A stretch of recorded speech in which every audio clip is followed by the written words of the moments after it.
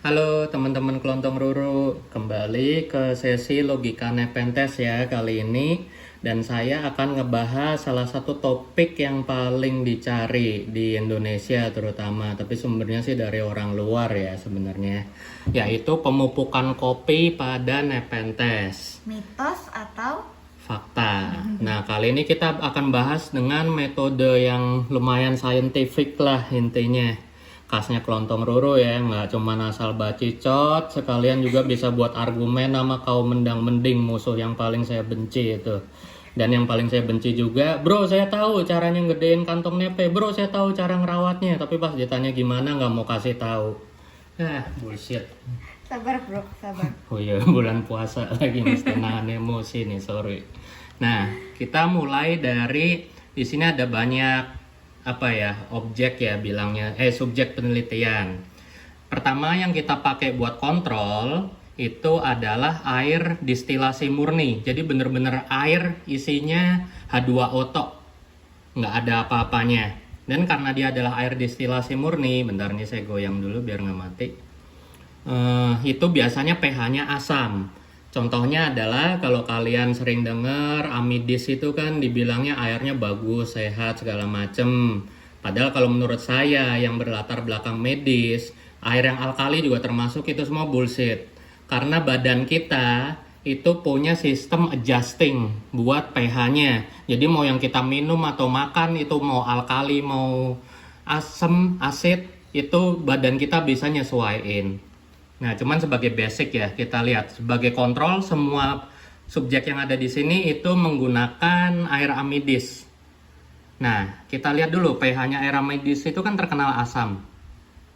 pH-nya di sekitar 6,2. Kalau teman-teman lihat video kemarin air hujan aja karena tercampur banyak kotoran, debu, itu pH-nya 7 ya kalau nggak salah ya kemarin 7, jadi seenggaknya ini valid lah, oke, untuk penelitian air distilasi dari amidis. Tuh pH-nya masih turun terus. Sekitar 6 lah ya. Ya, mungkin nih juga alatnya, tapi alatnya udah saya kalibrasi sih. Cuman kadang mungkin mestinya bagusnya pakai yang standar lab ya. Saya juga punya yang kertas. Itu kalau yang kertas dia pH-nya jatuhnya bisa di kisaran 5. 5, sekian lah, warnanya cenderung coklat. Tapi biar gampang dilihat di layar, saya pakai yang digital ya. Nah, pH-nya amidis kisaran 6,15 lah tadi pas masih di air. Nah, sekarang kita bahas dulu nih anekanya. Jadi, kalau teman-teman mempelajari tentang pemupukan menggunakan kopi pada Nepenthes, itu yang paling sering dianjurkan, karena ini kita bicara Nepenthes ya. Yang harus kita pakai adalah kopi cairannya. Karena kan ada orang juga yang menyarankan bubuk kopi. Kalau bubuk kopi itu bagus untuk tanaman produktif, terutama yang menyukai pH rendah seperti blueberry sama hydrangea yang paling terkenal. Nah, kita lihat dulu nih. Ini adalah kopi normal. Dan yang paling disarankan adalah kita pakainya kopi hitam ya. Dan kopi hitam yang bener-bener dari biji kopi asli. Jangan pakai kopi instan, apalagi yang udah ada gulanya, udah ada susunya, segala macem. Dan kalau teman-teman mempelajari ilmu perkebunan kopi juga, sebenarnya itu banyak kopi yang sebenarnya essence, sama kayak produk-produk teh. Dia sebenarnya bukan herbal dari daunnya asli, tapi menggunakan essence. Jadi saya selalu pakai zaman dulu, sebenarnya saya sih bukan fansnya pemupukan kopi, tapi nanti saya bahas kenapa. Nih kita lihat, pH-nya lebih rendah dari air amidis bahkan. 5,1. Ini adalah kopi hitam yang normal dan juga ini seduhan pertama ya. Tuh sekitar 5,1. Nah, ini kita bilas dulu pakai kontrol biar relatif netral. Diingat ini 5,1 pH-nya. Ini adalah kopi yang decaf, udah mengalami proses penurunan kafein ya. Malah lebih asam lagi. Kelihatan kan angkanya? Oh, sorry, mati.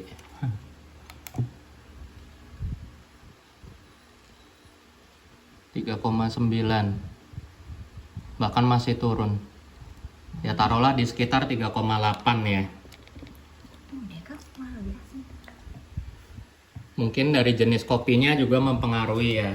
Nah, jadi ini adalah yang biasanya direkomenin untuk pemupukan pada nepe, baik melalui media atau melalui kantong.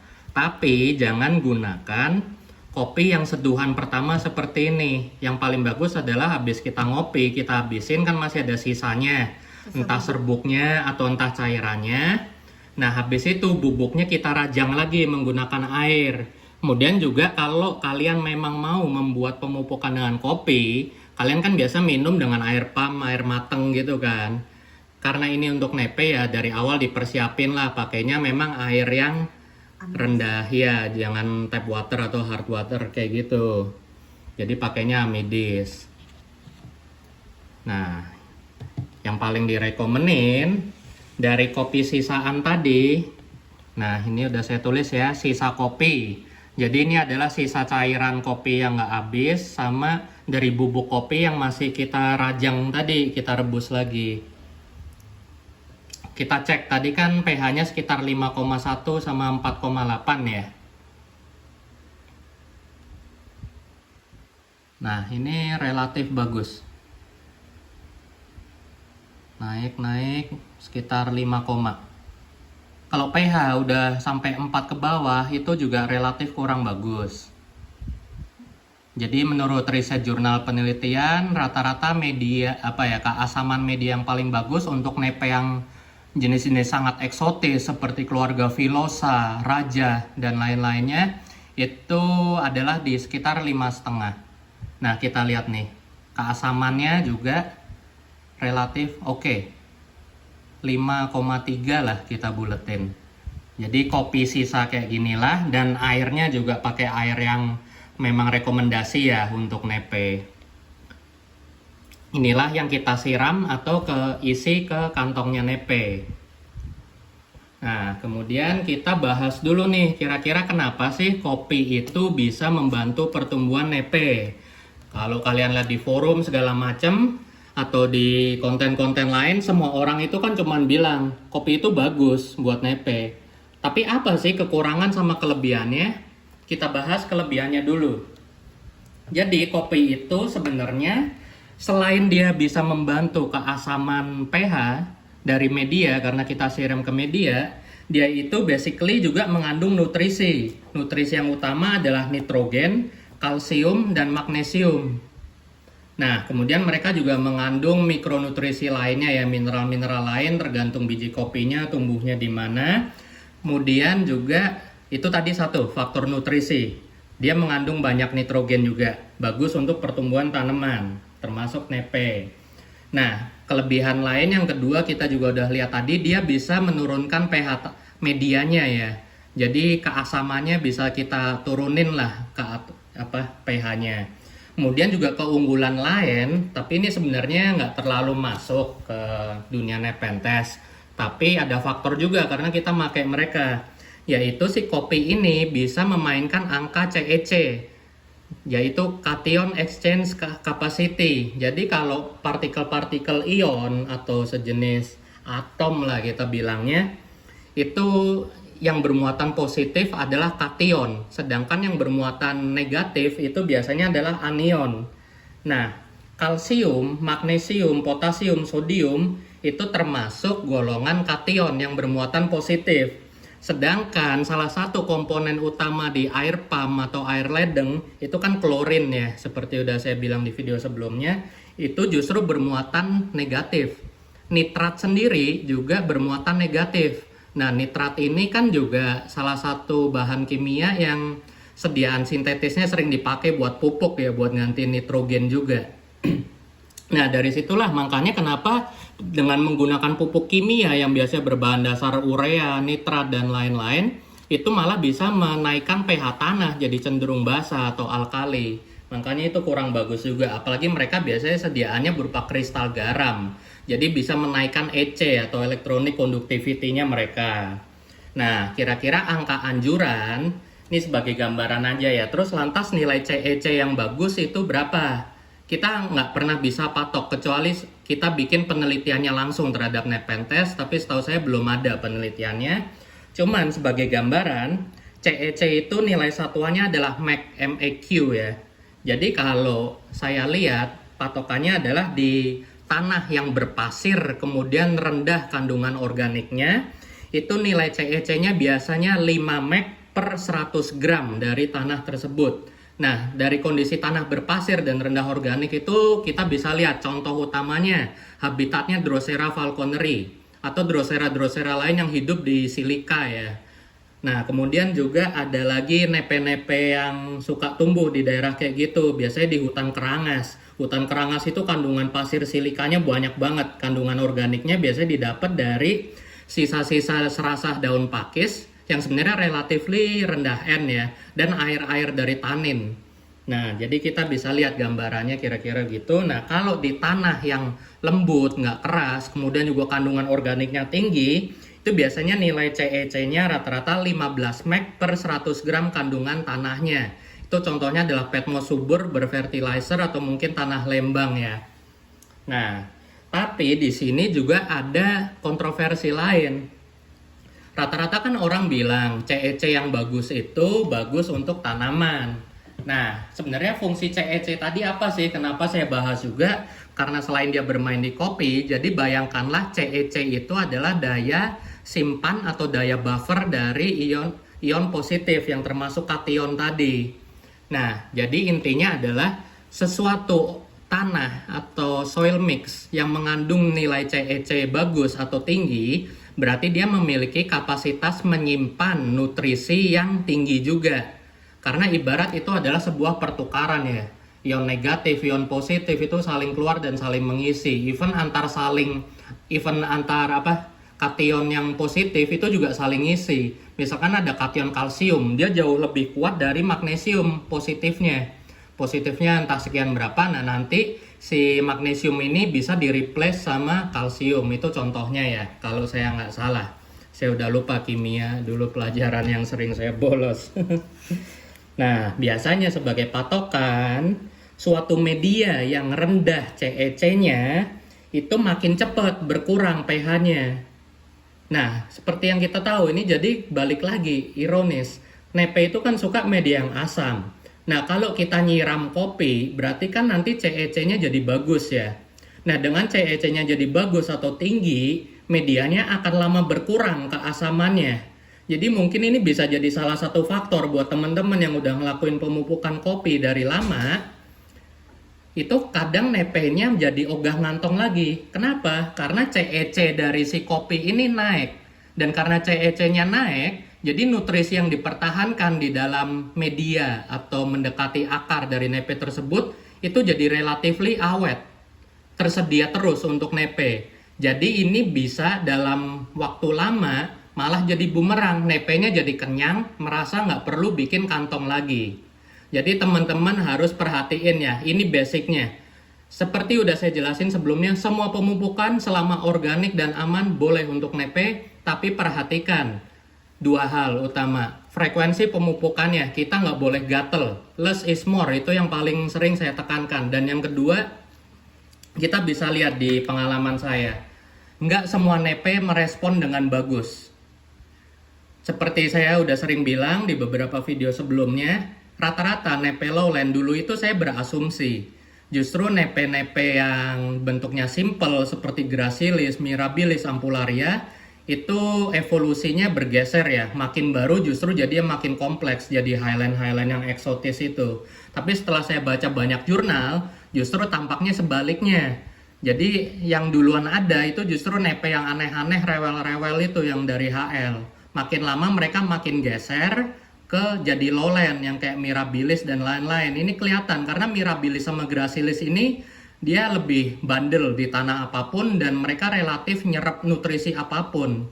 Jadi kalau saya baca jurnal itu nepe-nepe terutama Filosa yang paling banyak diteliti atau Edwardsiana itu mereka rewel karena mereka belum terlalu berevolusi. Evolusi itu kan justru menciptakan suatu organisme atau makhluk hidup untuk jadi lebih vigor, lebih robust, lebih tahan lah terhadap perubahan lingkungan dan lebih adaptif.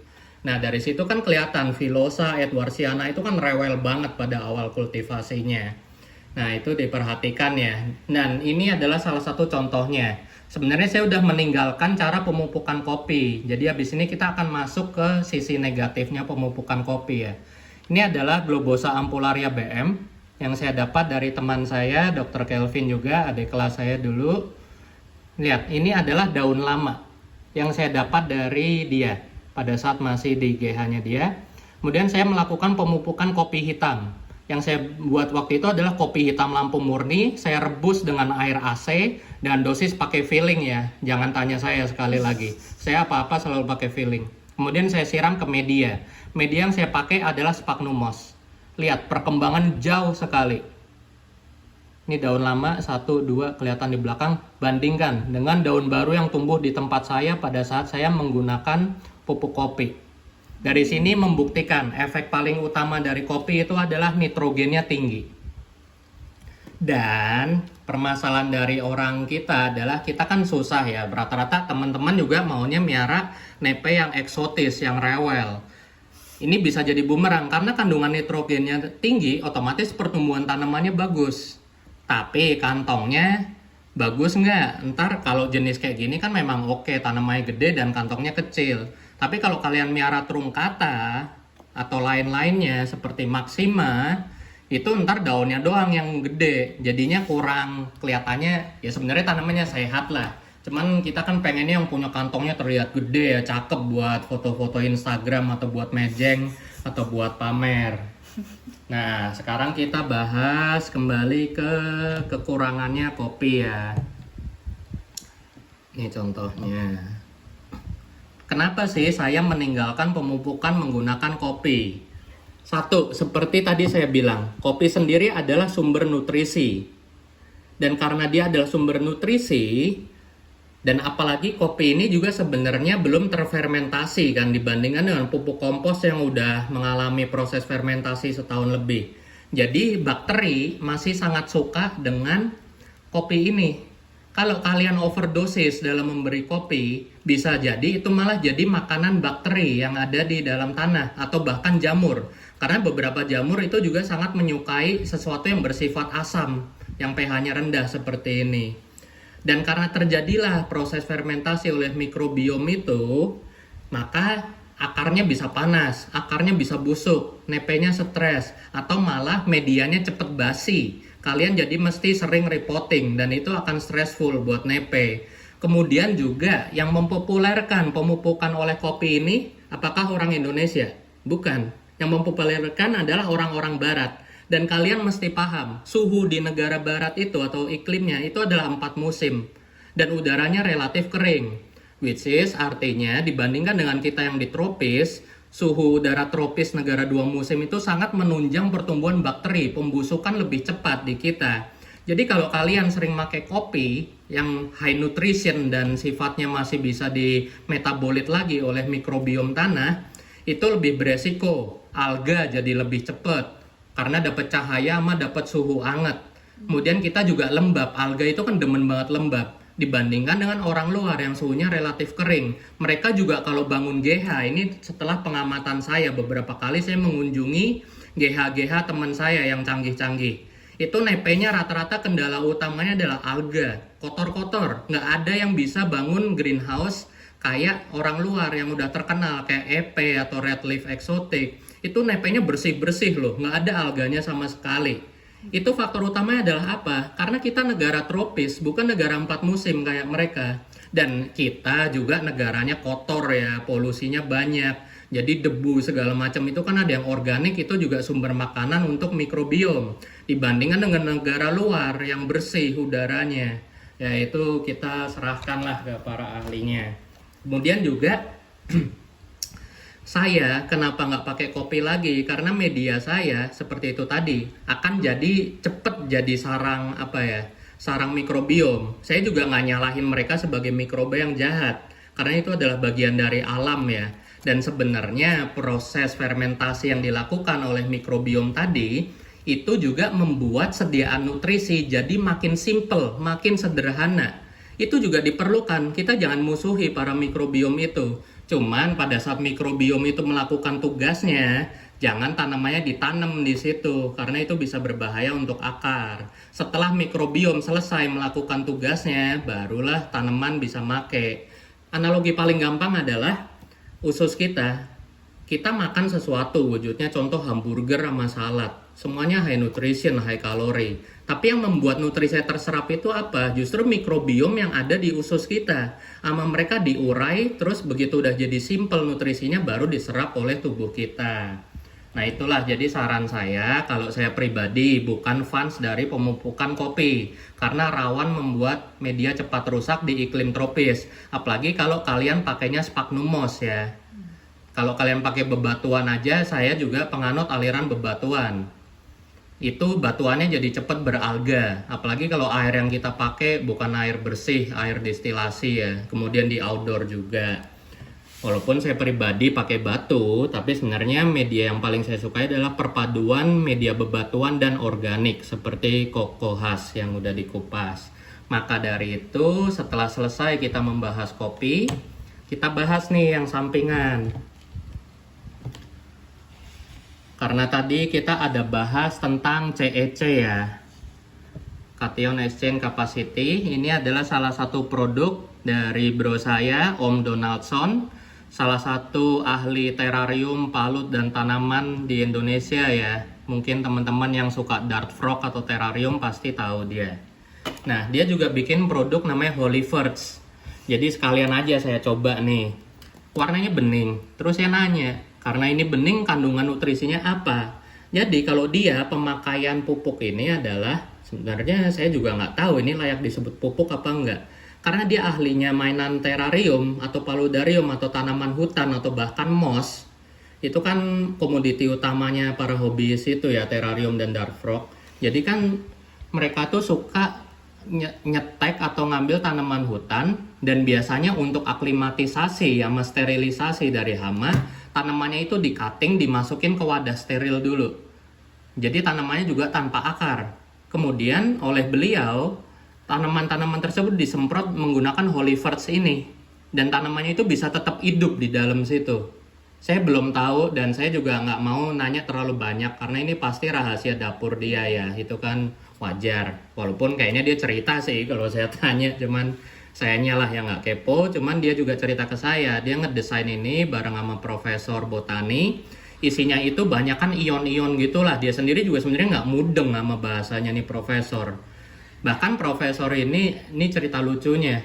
Pas dia pertama ngambil produk ini, dia disuguhin minum. Terus si Om Donaldson ini nanya, mana pupuk saya? Tuh yang lagi lu minum.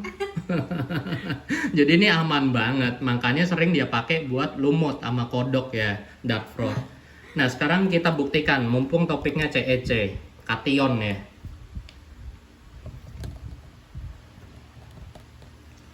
Kelihatan nggak? pH-nya relatif tinggi, karena muatan ion positifnya juga tinggi berarti di dalam sini. Saya juga udah pernah nyoba minum sih, cuman nggak tahu perasaan saya aja, cuman kok saya agak-agak mabuk kayak ada alkoholnya ya mungkin. Tapi kalau alkohol mestinya bahaya sih buat tanaman. Enggak kali. Tuh pH-nya relatif tinggi, ini yang membuktikan CEC-nya bagus dia berarti. Dan harap diingat, CEC itu kalau kandungan terlalu tinggi juga bikin media lama jadi asem. Kalau CEC-nya rendah, medianya cepat jadi asem. Nah itulah yang bagus buat nepe. Kalau CEC-nya rendah juga, kecuali nepe-nepe rakus ya. Itulah salah satu faktor juga kenapa kalau teman-teman perhatiin suatu tanaman, dan ini nggak di semua nepe, rata-rata di nepe yang rewel seperti Veichi ke atas ya. Kalau medianya udah lama banget, ini juga salah satu kunci sih. Nepe saya lama banget, udah setahun lebih, akhirnya baru mau ngantong. Ya itu kayaknya salah satu faktornya. Karena nutrisi di medianya udah terbilas habis oleh cuaca outdoor dan diserap sendiri oleh nepe. Dan nepe tersebut kelaparan, akhirnya lah dia ngantong. Nah kemudian kita lihat nih juga salah satu media yang sering saya pakai. Ini adalah Kokudo. Kalau teman-teman sering beli, Kokudo itu kan dia mengklaim kandungan CEC-nya dia tinggi dan dia dibuat dari bahan organik. Ini airnya juga pakai amidis ya. Tuh. Dia semestinya asam. Kenapa dia asam? Satu, airnya pakai amidis. Kemudian juga dia kandungannya dari bahan organik. Kandungan organik itu juga mesti menurunkan pH. Tapi karena dia CEC-nya tinggi, dia memiliki daya buffer nutrisi yang besar, ya pH-nya jadi naik 7,5. Nah, sekalian sekarang buat promo, kalau teman-teman ngikutin Kelontong Roro juga, makanya saya kenapa meriset pupuk sendiri, dan biasanya pupuknya dikhususkan untuk tanaman-tanaman hutan yang rewel, karena saya adalah pecinta tanaman hutan eksotis ya, seperti anggrek, pakis, nepe, dan lain-lainnya. Ini adalah salah satu komponen utama dari pupuk Let's Grow. Di situ kan saya bilang saya ada menambahkan bahan khusus untuk nepe yang sifatnya rahasia. Kita lihat. Ini belum diencerkan ya. Asam sekali. 1,5 pH-nya. Ini adalah bahan rahasia saya. Biar tanaman-tanaman yang menyukai keasaman tersebut relatif langsung align dengan nutrisinya. Dan masih turun. Ini belum saya encerin. Ini dosisnya kira-kira 20 kali lipat dari pupuk Let's Grow yang saya pasarkan. Ini jatuhnya masih konsentratnya ya. Makanya saya anjurkan ini cocok untuk tanaman-tanaman hutan penyuka serasah yang udah asam seperti anggrek dan lain-lainnya atau nepe. Nah, kemudian juga ini adalah salah satu sediaan nitrogen. Kita kan semua bebas berpendapat ya dalam pemupukan. Kalau saya adalah penganut N nggak terlalu penting untuk nepe, terutama yang jenis eksotis, yang udah level kelas berat lah. Perlu Nah, tapi nggak banyak. Ya, N tetap perlu, tapi saya bukan fans besarnya N. Nah, cuman ini juga salah satu ajaran dari senior di dunia nepe, Pak W. Kalau mereka, jadi para pendahulu hobiis nepe ini, dan yang benar-benar punya latar belakang sains ya, mereka juga suka menambahkan asam amino untuk makanan nepe. Nah, kita sekarang sekalian belajar, apa sih fungsi asam amino? Tadi saya udah jelasin, kalau pupuk nitrogen yang sintetis itu kan rata-rata bahan nitrogennya juga dari nitrat, sediaan sintetis atau urea dan lain-lain lah yang sifatnya garam. Dan itu menaikkan pH. Apalagi mereka juga menambah kadar garam, jadi berbahaya buat tanaman hutan. Nah, asam amino ini adalah bentuk sediaan yang paling sederhana dari nitrogen. Jadi kenapa para tavor itu makan serangga?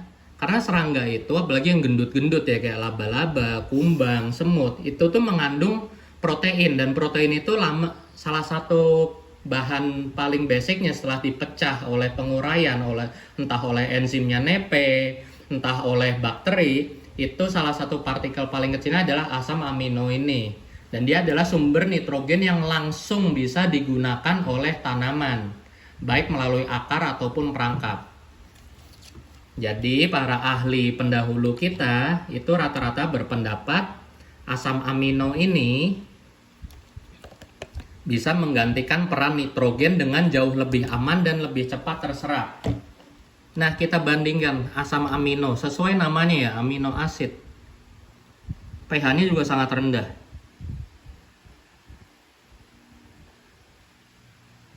4, saya pribadi belum berkesempatan ngobrol dengan para senior itu ya. Rata-rata saya ngobrol dengan para murid-muridnya dan berdiskusi. Cuman karena pendekatan saya jauh lebih ke sains, mereka juga belum bisa jawab, para murid atau kenalannya ini. Cuman kalau saya nyari-nyari pribadi, asam amino ini berperan selain mensuplai nitrogen, juga karena pH-nya rendah, dia bisa menggantikan enzim-enzim pencernaan yang ada di kantong nepe. Karena rata-rata kita miara nepe kan nggak di GH yang kelembapannya tinggi ya. Kita masih suka taruh di outdoor. Itu cairan asli atau enzim dari nepe tersebut itu cepet nguap, cepet hilang. Bandingkan dengan kalian cari video-video para grower nepe profesional yang punya GH bagus. Itu cairan nepenya stabil terus segini rata-rata. Dan salah satu contoh kalian cari tiap berita ada nepe makan tikus di GH orang luar. Itu di alam juga loh. Itu saya lupa Nepenthes attenboroughi apa burbit ya. Saya lupa kasusnya. Jadi si peneliti ini dia naik gunung, dia nemu sejenis tupai yang baru masuk ke situ. Setelah dia jalan-jalan, hari kedua, hari ketiga dia balik, tupainya cuma tinggal bulu sama tulang.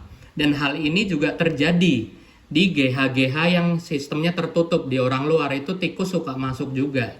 Dan tikus sana kan bersih ya, nggak dibandingkan dengan tikus kita. Jadi nepenya nggak cepet busuk lah. Itu juga dalam hitungan 5 hari, 4 hari lah. Itu tikusnya hampir semua dagingnya udah hilang, sisa bulu, jeroan, sama tulang. Dan itu berarti membuktikan nepe itu dia tahu. Ini juga saya sering bilang, kalau ada organisme makanan masuk, entah kenapa, saya juga belum tahu mekanismenya gimana, itu kayak lambung kita. Dia mengenali ada makanan masuk dan langsung dia menurunkan pH-nya dengan jauh lebih asam agar semuanya cepat tercerna. Dan perannya itu salah duanya adalah selain mikroba, ini saya juga nggak nganjurin karena saya belum eksperimen banyak dengan zat ini. Ini saya diajarin oleh 2 teman saya, Prof. Siswanto sama Om Adrian ya dari Sumatera Eksotik. Mereka penganut asam jasmonat. Ini saya hanya mengenalkan. Saya nggak wajib menyuruh teman-teman untuk nyoba, tapi buat teman-teman tahu aja. Peran asam jasmonat di kantong nepe adalah memicu proses reaksi pencernaan dari makanan yang masuk di kantong nepe. Jadi kalau misalkan ada kekurangan karena proses penguapan kita yang panas nggak pakai GH, si asam jasmonat ini bisa membantu. Nah cuman mungkin logika saya juga kalau dari para pendahulu yang udah senior, mereka menambahkan asam amino biar kita nggak perlu repot pakai zat-zat yang lain yang mungkin kita kadang juga nggak tahu aman apa enggak buat nepe ya. Kalau asam amino ini aman, saya udah nyoba, cuman dosisnya dikecilin banget. Ingat, dalam coba-coba pakailah dosis yang seminimal mungkin. Dan cobalah ke nepe atau tanaman yang kita rela kehilangan dia. Atau stoknya banyak lah. Oke, sekian teman-teman. Semoga membantu ya semua soal pemupukan ini dan mitos dan faktanya tentang penggunaan kopi. Mungkin ada pertanyaan lagi nggak nih kalau dari istri saya? Jelas nggak penjelasan saya? Jelas. Berarti ya kurang oke lah ya sebenarnya karena akan memperbesar ukuran daunnya kalau kita pakai kopi. Gitu ya. Sudut pandang oke nggak oke itu sebenarnya kembali ya. Kalau kita bicara ke kesehatan tanaman, menggunakan kopi itu sangat oke. Karena dia kandungan nutrisinya bagus dan bisa menurunkan pH dari tanahnya. Cuman yang saya pribadi nggak suka adalah teman-teman perhatiin deh, media teman-teman langsung cepat beralga kok, cepat atau lambat nanti dibandingkan dengan yang nggak disiram ke kopi. Jadi kalau mau pakai kopi ya siap-siap aja. Siram pakai kopi, siram ke kopi. Sorry ya. Kalau mau siram pakai kopi ya kalau bisa masukin ke kantongnya. Dan ini juga adalah basic yang diajarin oleh guru saya dan para pendahulu kita yang udah ngelakuin dan saya udah sering cerita. Nepe itu penyerapannya paling bagus via kantong. Mereka udah lakuin dengan penelitian radioaktif, dibandingkan siram ke akar, dari kantong lebih cepat perjalanannya nyampe ke batang tanamannya. Dan didistribusiin ke area lain, seperti daun dan lain-lain. Nah, kemudian sebagai tambahan juga, nitrogen sebagai nutrisi yang paling utama dari tanaman. Makin tinggi nitrogen, tanaman tersebut makin bergizi. Itu logika dasar. Kalau teman-teman lingkungannya kurang bagus, becek segala macam, berarti hama yang termasuk golongan serangga yang makanin tanaman dengan cara menghisap ya seperti spider mites, aphids, scale dan lain-lainnya, makin tinggi kandungan nitrogennya, makin demen tuh hama sama tuh tanaman. Jadi hati-hati aja dikontrol. Oke, sekian teman-teman, semoga membantu ya. Ini adalah penjelasan logikanya, kita pakai pendekatan scientific. kita dalam melakukan apapun untuk tanaman kita yang berharga, apalagi mahal, kita jangan waton asal telan. Kita harus cari tahu dulu lah logika basicnya seenggaknya. Oke, sekian teman-teman. Thank you. Semoga ngebantu ya.